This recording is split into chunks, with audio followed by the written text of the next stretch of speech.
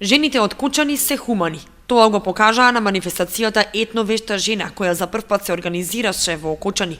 Припадничките на понежниот пол, кои сами се пријавија за да ја покажат својата хуманост, подготвија разни кулинарски специјалитети кои беа изложено на свечена украсена трпеза. Јадењето беше подготвено во етно стил, од разни сукани баници, јадења од ориз до благи и солени етно специјалитети, баклави и алва. Традиционалните јадења беа на продажба. Хуманоста се покажа на дело, оти се што беше подготвено, беше и продадено.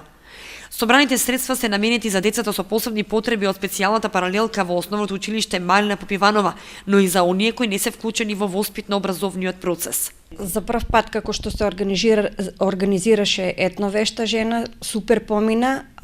Главната организаторка од Тетово е многу задоволна, бидејќи кочанчанки се покажаа како хуманитарни жени.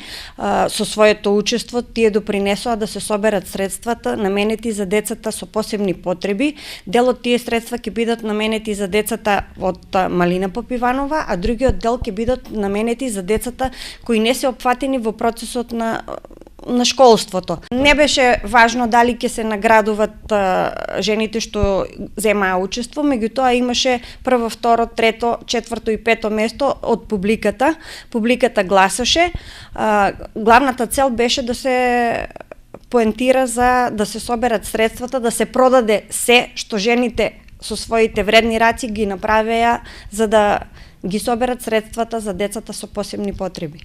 Мишева апелираше до родителите на тие деца кои се со посебни потреби, а не се вклучени во воспитно-образовниот процес, да се јават на телефонските броеви 070 209 698 и 078 219 096 за да добијат дел од собраните средства.